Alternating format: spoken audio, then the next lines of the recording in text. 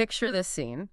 You are standing right in the middle of a high-stakes NFL wildcard playoff game. Oh, man. Yeah, the Philadelphia Eagles are battling the Green Bay Packers, and the pressure is just, I mean, it's absolutely immense. It's deafening. Right.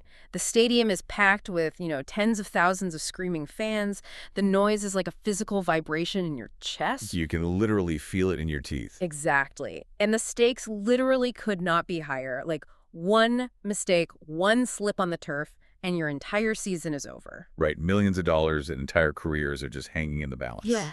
All around you, there is pure, unfiltered chaos. Players are colliding at 20 miles an hour. Fumbles, interceptions, injuries. It's a modern-day gladiator arena. It really is. I mean, it's an environment that's specifically designed to trigger every single fight-or-flight instinct a human being possesses. Oh, absolutely. The sheer amount of adrenaline pumping through the sidelines in a moment like that is staggering. You're expected to be hyped up, pacing around, practically hyperventilating. Right. But right in the middle of this swirling vortex of stress, on the Eagles' sideline, sits wide receiver A.J. Brown. And he's not pacing. No, he's not yelling at his quarterback. He is calmly sitting on the bench, holding a physical book, and he's reading. Which is wild. It's completely wild. And welcome to this deep dive, by the way. Our mission today is to explore a curated stack of your sources. We've got articles, extensive personal notes from you, and research. Yeah, we got a lot of great material here. We do. And it's all centered around the exact book A.J. Brown was holding in that chaotic moment. Right. It's called Inner Excellence, Train Your Mind for Extraordinary Performance and the Best Possible Life by Jim Murphy. Good title. Yeah. So, okay, let's unpack this.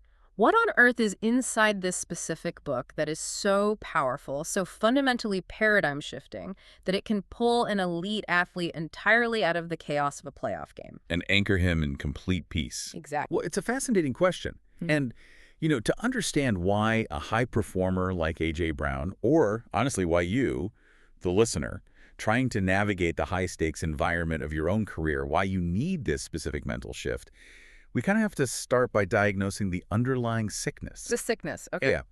The sources make a really compelling argument that the traditional Western model of success, the water we are all swimming in, Right. it's fundamentally broken. Yeah. It's infected with this cultural virus that Jim Murphy refers to as affluenza. Affluenza. I mean, it sounds like a medical diagnosis. It does, yeah. Which is entirely fitting because the material really treats it like a psychological pathogen. Totally. The core idea here is that in Western culture, we are constantly bombarded by this virus of relentless striving. Always needing more. Right.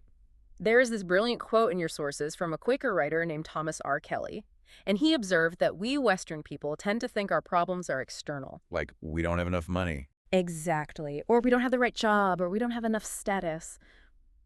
But he argued that our problems are actually rooted in this profound inner lack of integration. He said we are trying to be several selves at once. Trying to be several selves at once. Wow. That fragmentation of the self is the defining symptom of the virus. Yeah. Think about it. You have your professional self who needs to project competence and dominance at work. Oh, yeah. And then you have your social media self who needs to curate this image of a perfect, exciting life online. Which is exhausting. It is. And you have your family self. And because we lack this centralized, internally validated core, we end up tying our entire identity to external metrics. Right. We become what we have, what we've achieved on paper, and crucially, how other people perceive those achievements. We basically outsource our self-worth to the scoreboard. Yes, exactly. And the terrifying part of this virus is that the pursuit of the cure actually worsens the disease. How do you mean? Well, you feel empty, so you hustle. You hit a massive sales target, or you get that promotion to director, and you get this hit of praise. Your brain just floods with dopamine. Oh, sure, that high. Right. But the dopamine metabolizes, it fades, and then the baseline resets, and the more you get, the more you need just to feel normal. Yeah. The success you previously dreamed of suddenly feels hollow, so you start chasing the next bigger thing. It's the psychological equivalent of building a drug tolerance. It really is. And to illustrate how deep this runs, the author contrasts this Western pursuit of more with his experiences traveling to other cultures. Cultures that haven't been entirely compromised by affluenza. Oh, right, the Costa Rica story. Yes.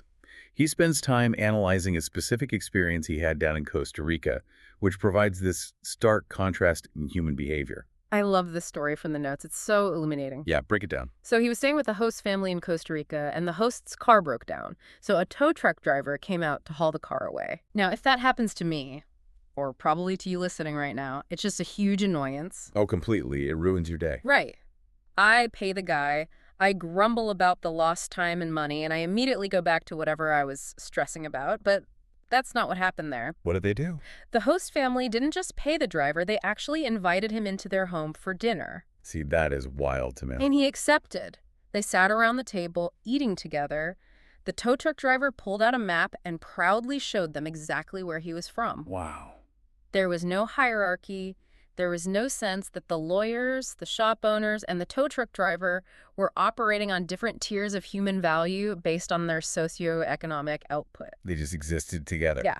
They worked, they ate, they played, they appreciated so much with so very little. It was just pure, unadulterated contentment. And that contentment is exactly what affluenza destroys. Okay. And it does it through what Murphy outlines as the three-world cycle. The three-world cycle. Yeah. This is the operating system most high performers are running on without even realizing it. Oh, I'm definitely guilty of this. We all are. So the cycle goes like this. First, you set a goal. Second, you get a result. Third, and this is the crucial step, you judge that result. And by extension, you judge yourself. Right. So if it's a win, like you close the deal or your team won the game, you feel this massive surge of temporary pride. Exactly. You are a winner. But if it's a loss, you feel crushing disappointment. You are a failure. Yes. Your entire belief system about your own value as a human being is fluctuating wildly based on singular, often uncontrollable outcomes. Which is terrifying when you say it out loud. It is. Uh, And then to either maintain the high of the win or to escape the agony of the loss, what do? You set an even bigger goal. You set an even bigger goal. It's a hamster wheel. Yeah, and the sources point out that this specific cycle is why we constantly see these incredibly tragic stories of Olympic athletes who win record numbers of gold medals. Or billionaire founders. Right, people who build massive financial empires, they reach the absolute pinnacle of human achievement, and then they fall into deep depressions. Yeah. They have everything the Western world says should make them happy, but they feel completely empty. Because the fuel they were using to climb that mountain is what the sources call dirty fuel. Dirty fuel. Yeah, meaning things like shame, fear of failure, the ego's need to prove the doubters wrong, or the desperate need for external validation. It burns hot, and it can definitely propel you forward. Oh, for sure. But the exhaust is toxic. It corrodes the engine over time. Precisely. If your identity is entirely wrapped up in the external result, Yeah. you are just a hostage to the outcome. Okay, I have to jump in and push back on this a little bit. Sure, go for it. Because it sounds beautiful in theory, but we are talking about high-stakes performance here. Right. If setting goals and deeply caring about achieving them is what leads to this empty success, what is the alternative? Like, are we supposed to just stop trying? That's the classic pushback. I mean, A.J. Brown's contract is literally tied to his receiving yards. The corporate listener's end-of-year bonus is tied to their KPIs. Yeah, they have mortgages to pay. Exactly. So if we abandon our attachment to the outcome, doesn't that just mean we lose our ambition? Should we all just move to a beach in Costa Rica and give up? This raises an important question, and honestly, it is the most common trap people fall into when we start discussing mindfulness or detachment in the context of high performance. Okay. The answer is an emphatic no. Ambition itself is not the problem. So the ambition is fine. Totally fine. The desire to achieve excellence is not toxic. The toxicity lies entirely in your attachment to the outcome defining your self-worth. I see. It's about swapping that dirty fuel of ego and fear for clean fuel. And clean fuel is what? Clean fuel is purpose. It is presence. It is an unconditional love for the process of mastery. Okay. You can absolutely still want to win the Super Bowl. You can absolutely want to close the massive corporate merger. But you cannot let your core identity hinge on whether it actually happens. Because the moment you do, you introduce fear. Exactly. And fear destroys performance. Mm-hmm. You pursue mastery of your craft. Yeah. You dedicate yourself entirely to the execution of your duties, but you do not let the scoreboard dictate your humanity. Which brings us to a really terrifying realization, honestly. What's that? If the external world, the scoreboard, the bank account, the promotions, if that isn't the real battlefield, then where is the fight actually happening? Oh, yeah. It's happening entirely inside our own heads. The external world is just a mirror reflecting our internal state. It is the ultimate invisible war, and the sources are very clear on this. Your true opponents are not the team across the field. No. They are not the rival company trying to steal your market share. The real opponents are internal enemies. Right. And the book specifically identifies three: the critic, the monkey mind, and the trickster. I love how these are personified because it really makes them tangible. Let's look at the quote from Zen master Shunryu Suzuki that the material highlights. Oh, this is a great quote. Yeah, he says, "In our everyday life, our thinking is 99% self-centered." Which hits hard. It does. When I first read that, I thought, no way, I'm a generous person. But when you actually audit your thoughts, it's terrifyingly accurate. Well, it's a survival mechanism, right? Yeah. It's rooted deeply in our evolutionary biology. Right. Our brains evolved to constantly scan the environment for threats. Yes, threats to our own survival or status within the tribe. That self-centeredness is the wide opening of what the book illustrates as the path to fear funnel. The path to fear funnel. Yeah. Because human nature defaults to a self-centered view, our vision becomes incredibly limited. We are only looking at our own needs, our own perceived slights, our own desires. And this amplifies the ego. You start basing your identity on possessions, your physical appearance, your wealth, or your social standing. And once that ego is amplified, it's like throwing a switch that activates those internal enemies. Right. The monkey mind wakes up. Oh, we all know the monkey mind. We do. It's that voice that is constantly swinging from branches of past regrets like, why did I say that stupid thing in the meeting yesterday? I do that all the time. Right. To branches of future anxieties like, what if the client rejects my proposal tomorrow? It never, ever sits still in the present. And while the monkey mind is distracting you with all that, the critic steps in. The worst one. Yeah, this is the voice of self-judgment. It tells you that you aren't good enough, that you are an imposter, that everyone else is smarter than you. Imposter syndrome personified. Exactly. And finally, the trickster deceives you. It rationalizes your failures, it creates excuses, and ultimately it convinces you to just give up because it's safer not to try. So you have all this endless past and future focus crowding your brain. It consumes all your cognitive bandwidth. Every ounce of it. It leaves absolutely no space for you to actually dream, to be creative, or to perform your job effectively. Right? It funnels you down from self-centeredness into doubt, into anxiety, into frustration, and ultimately it deposits you into a state of absolute fear. And fear is neurologically paralyzing. Right. When you are in a state of fear, your amygdala hijacks your brain. Right. It shuts down the prefrontal cortex, which is the part responsible for executive function, rational decision-making, and flow states. So you literally can't perform. You biologically cannot. To escape this funnel and get your prefrontal cortex back online, the text introduces a critical cognitive distinction that you absolutely must adopt. Okay, what is it? The difference between circumstances and thoughts. This is foundational. We constantly confuse the two. All the time. Circumstances are just objective facts. They are events that happen in the world. They have no opinions. They have no morality. They have no emotions attached to them. They just are. Right. Thoughts, on the other hand, are your subjective judgments, Yeah. your personal narrative about those facts. Yes. The sources use a very heavy, universally understood example to illustrate this: the global pandemic. It's the perfect test case. Let's separate the two. The circumstance, the objective, factual reality, is that a novel virus spread globally. Governments issued lockdown orders, schools closed, supply chains were disrupted, businesses shut down, people got sick, and tragically people died. Those are the cold, hard facts of the circumstance. But the thoughts are the story we attach to those facts. Right. The thoughts are, the world is spiraling completely out of control. My life is ruined. My career is over. Everything is falling apart and it's entirely hopeless. Yeah.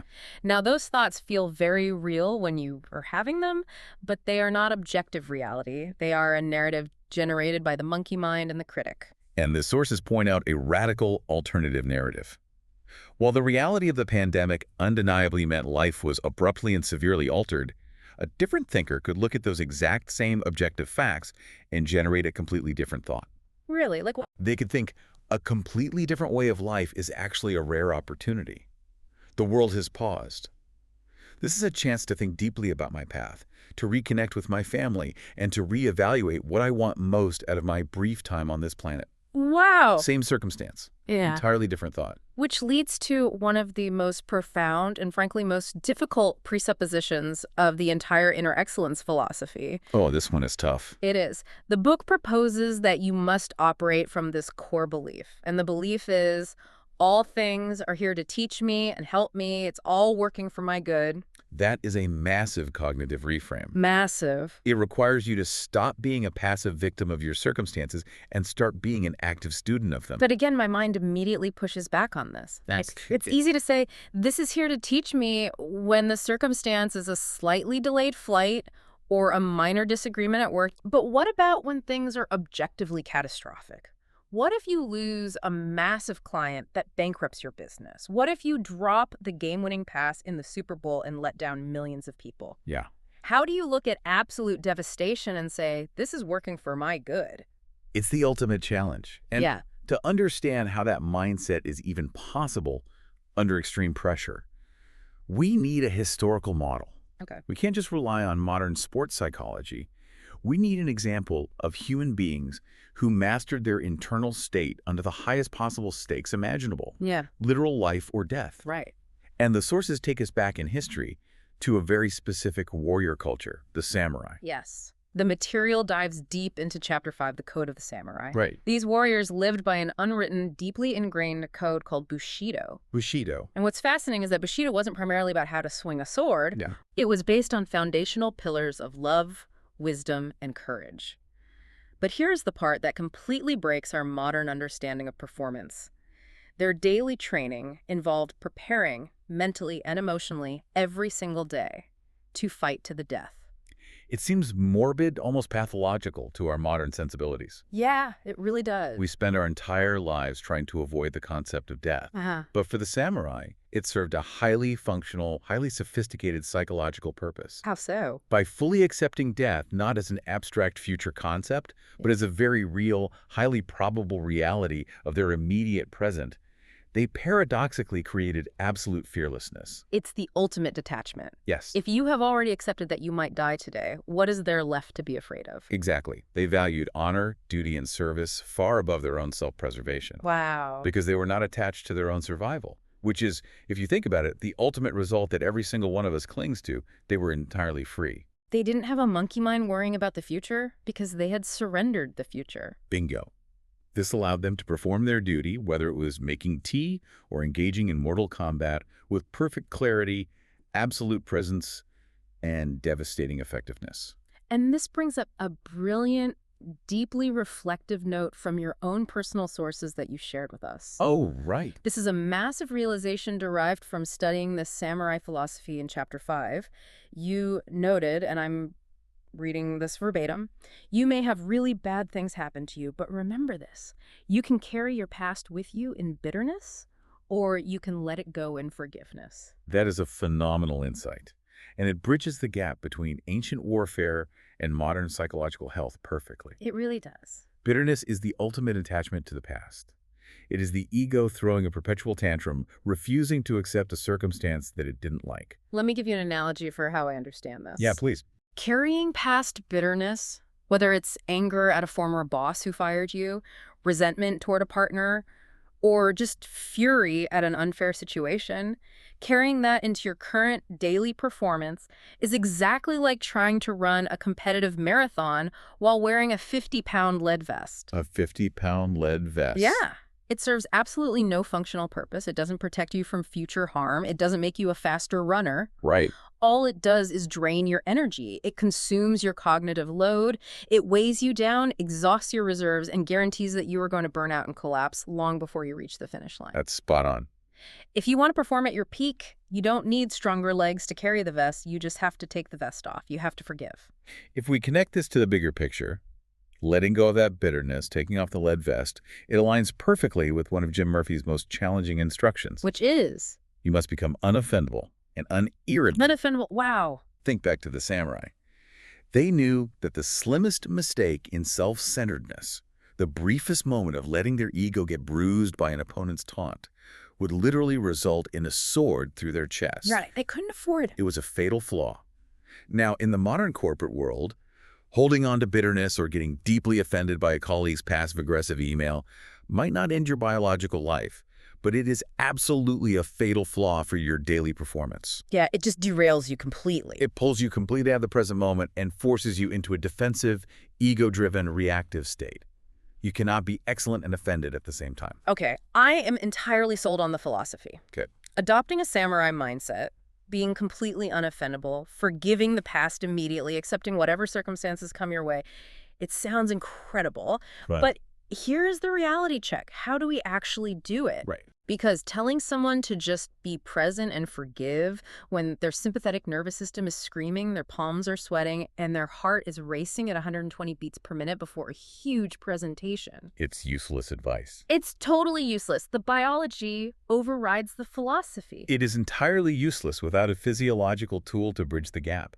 You cannot outthink a physiological panic response. You have to outregulate it. Outregulate. Yes.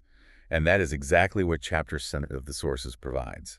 It moves from abstract theory into highly practical biological techniques for changing your physical state in order to calm the mind. You have to hack the hardware to rewrite the software. Exactly. The sources outline a few very specific tactical exercises. The first one is called the basic reboot. The basic reboot. The instruction is that anytime you feel stressed, anxious, or notice that you are not present, you immediately stop whatever you're doing. Oh. You pick a single visual focal point above the horizon. It could be a cloud, a branch outside your window, or the top corner of the room, and you stare at it. Right. You do not let your eyes dart around. While holding that visual focus, you take a long, slow, deep breath in through your nose for a count of 4. 4 counts in. Then you exhale, intentionally relaxing your jaw and your shoulders for a count of 6. And the material stresses that the exhale absolutely must be longer than the inhale. Let's explain the biology of why that works, because it's not magic, it's neurology. Please. When you inhale, your heart rate naturally speeds up slightly. When you exhale, it slows down. By forcing the exhale to be longer than the inhale, you are manually stimulating the vagus nerve. The vagus nerve. Yeah, the vagus nerve is the command center for your parasympathetic nervous system, the rest and digest system. Right. You are literally sending a chemical signal to your brain saying, we are safe.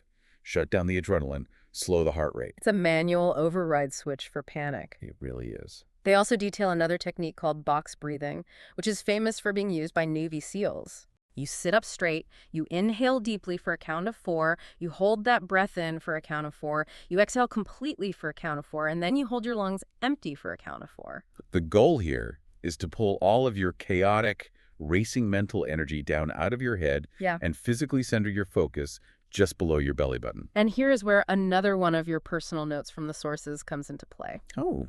Yeah, and it's an incredibly astute observation on Chapter 6. You point out something that the author never explicitly states. What did I know? You wrote, and again, reading this from your notes, this is nothing but what we know in yoga. The author never used yoga as a reference, and still this chapter is all about deep breathing exercises that are central to any yogic practices. It's so true. The author never uses the word yoga as a reference anywhere in this section, yet this entire methodology is structured around deep breathing exercises, extending the exhale, centering energy in the lower abdomen, and achieving single-pointed mindfulness. These are the absolute, undeniable foundational pillars of ancient yogic practice and pranayama breathwork. It is a brilliant catch on your part. I mean, he is absolutely teaching ancient Eastern breathwork and meditation. But here's where it gets really interesting to me. Why the disguise? Yes. Why do you think a high-performance, a book read by NFL wide receivers on the sidelines, a book given to Fortune 500 corporate executives, goes out of its way to avoid using words like yoga, meditation, or pranayama? It's a great question. Instead, it rebrands them as a basic reboot, or box breathing, or refers to Dr. Les Femi's open-focus neural training. Why not just call it what it is? Because it is a masterclass in the psychology of language and cultural framing. Cultural framing? You have to know your audience. If you walk into a testosterone-fueled NFL locker room or an ultra-competitive Wall Street boardroom and you tell a group of hyper-aggressive type A individuals that they need to sit cross-legged and do yoga or meditate to find their center, they'd laugh you out of the room. They absolutely would. Because in Western corporate and athletic culture, those words carry heavy baggage. Right, they sound woo-woo to them. Exactly. They are often wrongly associated with being passive, soft, overly mystic, or purely spiritual in a way that doesn't compute with the aggression required to win in those environments. That makes total sense. However, by taking the exact same ancient, highly effective practices and repackaging them with clinical, technological language, calling it a system reboot or neural training. It entirely bypasses their ego's defense mechanisms. Oh, that's so smart. It appeals to their desire for optimization. It gives them scientific performance-based permission to embrace physiological regulation without feeling like they're compromising their competitive edge. You are literally tricking the ego into letting the body relax. It's absolute genius. It is. Okay, so let's say you've used these reboot techniques. You've stimulated the vagus nerve, your breath is controlled, your heart rate has slowed down, the monkey mind has finally stopped screaming. You're sent. You have achieved this empty, calm, highly receptive mental space. What happens next? You can't just stay blank forever. No, you can't. You have to fill that space with something productive. You have to rewrite the actual operating software of your mind. You have to address the root code. Yeah. Your subconscious beliefs. Chapter 7. Yes. And this section of the material is arguably the most powerful paradigm-shifting segment we are going to cover today. I completely agree. We anchor this part of the deep dive with a quote from Chapter 7 from the Zen master Gautama Siddhartha. Let's hear it. He says, "In the sky, there is no distinction between east and west. People create distinctions in their own minds and then believe them to be true." I want you to really sit with that quote for a second. It's deep. It is the master key to understanding your own limitations. When you look up at the sky, there are no lines drawn across it. East and west are human constructs. Right. They're useful for navigation, but they are not objective physical realities. So how does that apply to us? The profound implication here is that the boundaries you feel in your own life, the limits on your career, the ceiling on your relationships, the cap on your own abilities, they are not objective facts. Oh, wow. They are distinctions you created in your own mind, usually based on past trauma or societal conditioning, that you have simply decided to believe are absolute truths. Your personal notes highlighted this specific concept as the secret weapon of high performers. Yes, let's get into that note. You asked a fantastic question in your notes. Why do some people consistently get good breaks? It's the ultimate question, isn't it? It really is. Why do things just seem to magically work out for certain individuals while others grind endlessly with no results? The text argues that the main separator isn't luck. No. It isn't even raw, innate talent. The separator is their subconscious beliefs about what is actually possible for their lives. Your subconscious beliefs act as the invisible architect of your reality. The invisible architect. Yeah. They dictate your behavior on a microscopic level. They literally determine what time you are willing to drag yourself out of bed in the morning. That's true. They dictate the exact tone of voice you use when you speak to yourself after a failure. They determine the level of pain and sacrifice you're willing to endure before you quit. So it's all running in the background. Completely. If you subconsciously believe you are a middle management employee who is bad at public speaking, your brain will constantly look for evidence to prove that belief true, and you will behave accordingly. Let's ground this in a real-world example, because the sources share a story that is almost impossible to believe, but it perfectly illustrates this concept. The Muggsy Bogues story. Yes. It's the story of Tyrone Muggsy Bogues. This is one of the most remarkable case studies in the power of subconscious belief in modern sports history. For those who don't know, Muggsy Bogues grew up in a housing project in East Baltimore. It was an incredibly rough, dangerous environment. Extremely tough. When he was just 5 years old, a local store owner thought some kids had broken his window, came out with a shotgun, and fired into the group. Horrifying. Little 5-year-old Muggsy was hit with a shotgun blast. He survived, but he spent his entire childhood surrounded by intense violence and poverty. His own father was sentenced to 20 years in prison. Yeah. His daily life was purely about biological survival. By every single statistical measure, every sociological metric we have, his objective circumstances dictated a very bleak outcome. Right. The distinctions the world placed on him were enormous.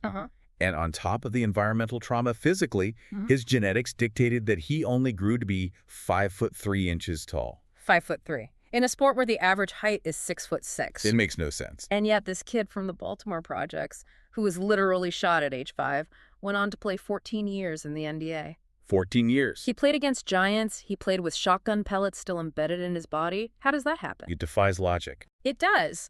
The book argues that it was entirely his mind, The trauma of his objective environment was somehow overshadowed by a kid with an unrelenting dream and a vivid imagination. Right. He held a deeply ingrained subconscious belief about his future that simply rejected the physical and environmental distinctions the world tried to force upon him. Now, a skeptic might hear that and say, well, that's just survivorship bias. Eh. Plenty of kids believe in themselves and don't make the NBA. Which is fair. And that's true. Subconscious belief is not a magical guarantee of success. You still need timing, opportunity, and intense work. Yeah, you still have to put the work in. But the point the author is making is that while belief doesn't guarantee success, the lack of belief guarantees failure. Well, Muggsy's subconscious belief was the prerequisite that allowed him to put in the psychotic level of work required to overcome his physical limitations. This illustrates the incredible power of overcoming what the author calls homeostasis. homeostasis. I found this concept fascinating. Let's break it down. We usually think of homeostasis purely in biological terms, like how your body sweats to regulate its temperature and keep it at 98.6 degrees. Right. But the sources explain that your subconscious mind acts exactly like a psychological thermostat. Exactly. It works constantly in the background to maintain whatever level of skill, achievement, or happiness you secretly believe you deserve. Let me use a driving analogy for this. Okay. Think of your subconscious belief as the cruise control setting on your car. Let's say your internal thermostat is set to 60 miles per hour. That's the level of success you feel comfortable with. Okay, tracking. Now, let's say you get a lucky break. You crush a huge project, you get a sudden influx of money, and suddenly you are cruising at 80 miles per hour. You are performing above your subconscious belief level. So what happens? Your mind gets uncomfortable. It feels like you are speeding in dangerous territory, so your brain will literally trigger self-sabotage. You'll oversleep, you'll pick a fight with your boss, you'll make a careless error to hit the brakes and bring your performance back down to the 60 miles per hour you are comfortable with. It's imposter syndrome in action. Yes. And conversely, if you drop down to 40 miles per hour, your thermostat kicks in, you panic, and you hustle to get back up to 60. You will always, inevitably, draw experiences into your life to support your underlying baseline beliefs. Which is why you have to intentionally, mechanically reprogram that thermostat. Right. You cannot just hope for better results or try to artificially force your way to 80 miles per hour. You have to reprogram the cruise control system itself. And how do we do that? The book outlines exactly how high performers do this, using the example of Calista Belko, a collegiate softball star. Oh yeah, this is great. She realized that she couldn't just practice the physical mechanics of hitting, she had to practice the psychological mechanics of believing. She used affirmations, but what stood out to me is that they weren't those passive, wishful affirmations like, I hope I do well today. No, those don't work. They were highly active, identity-based, and spoken entirely in the present tense. She told herself repeatedly, I am a dominating hitter. I love pressure. I thrive in the clutch. Identity statements. Exactly. And she paired this with intense visualization. But she didn't just visualize swinging the bat. She took it so much further. What did she do? Before the season even started, she was visualizing the post-game interview after winning the championship. She visualized the smell of the locker room, the weight of the trophy, the specific questions the reporter would ask her. The neuroscience behind this is profound. Really? Yeah. The brain struggles to differentiate between a highly vivid, emotionally charged, visualized memory and an actual physical experience. That is wild. By repeatedly visualizing the end state of success, she was training her subconscious to believe that the success had already happened. She was moving her psychological thermostat up to the championship level. Right. So when she finally stepped up to the plate in the real Women's College World Series, her physiological system didn't panic. It felt completely at home. She was literally speaking the truth about her future to create possibilities in her present. It's a beautiful concept. It really is. And that leads us to the final and perhaps most philosophical stage of this journey. Chapter 8. The culmination of it all. If you do all the work, if you master the vagus nerve breathing to calm your body, and you use visualization to completely reprogram your subconscious beliefs to remove your self-imposed limits, what are you actually trying to achieve? What is the finish line? The twist of the book is that the finish line isn't what you think it is. Right. The ultimate goal isn't the championship trophy. It isn't the corner office or the massive bank account. The ultimate end state of all this rigorous training is absolute, unshakable presence.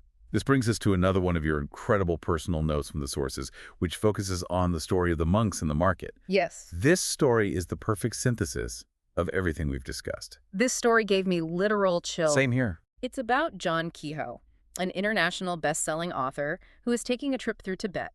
He's wandering through a dusty, bustling local market, and he comes across a group of maroon-robed Buddhist monks. Okay, set the scene. They're diligently working on a sand painting, a traditional mandala, and this isn't just a quick sketch.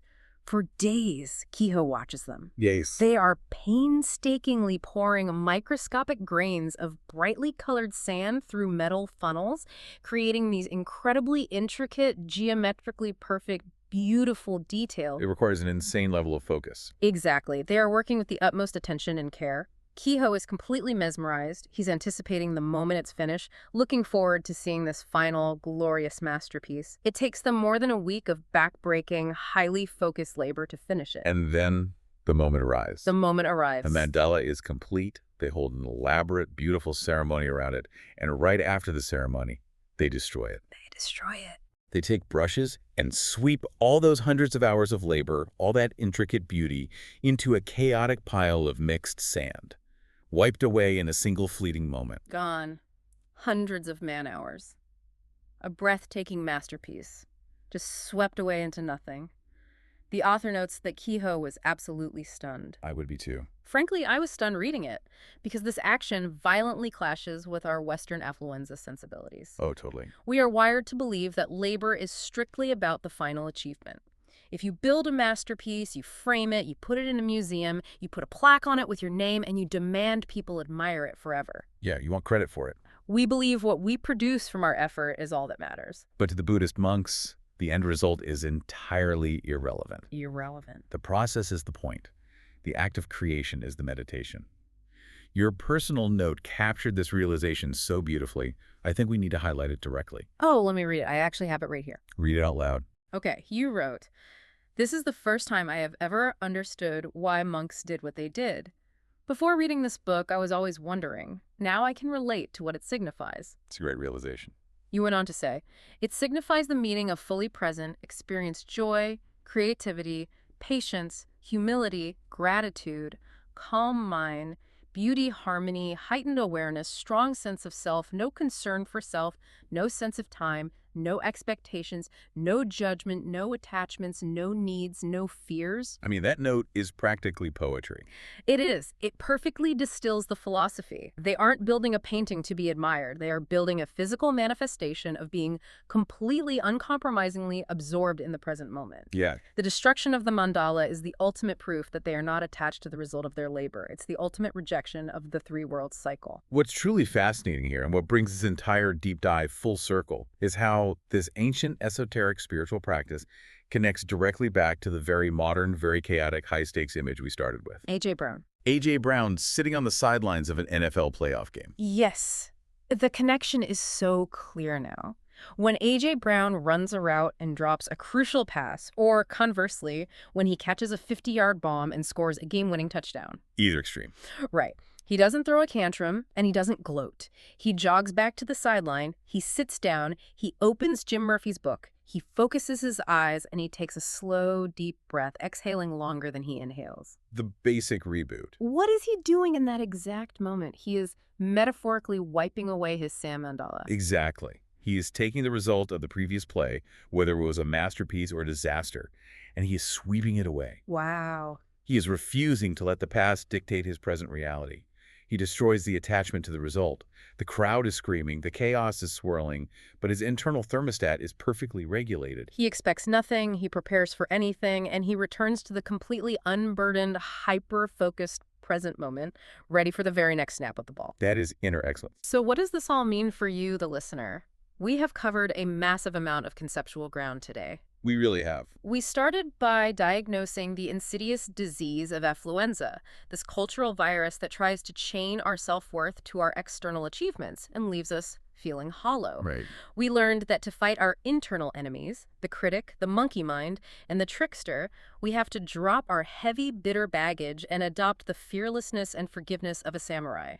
Take off the lead vest. Take off the lead vest. We looked at how elite performers hack their nervous systems using ancient yogic breathing disguised as modern neural training to force their bodies into a state of calm. The box breathing. Yep.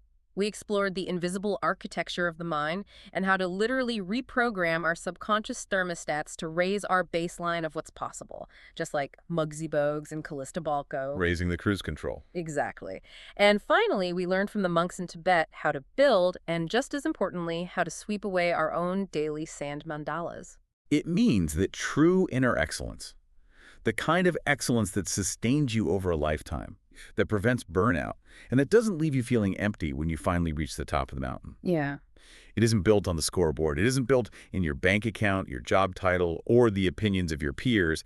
It is built entirely in the quiet, invisible, highly disciplined spaces of your own mind. It's an inside job. It really is. We want to leave you with a final thought today, something to really sit with and chew on as you go back out into the beautiful, swirling chaos of your own life, your own career, your own playoff game. Yeah, think about this. Think about the things you are so desperately building right now. Your career trajectory, your reputation, your hard-earned wealth, that project you are stressing over. All of your attachments. Right. Now ask yourself this. If your entire life's work were wiped away tomorrow, swept into a pile like a beautiful sand painting, who would you be in the very next moment?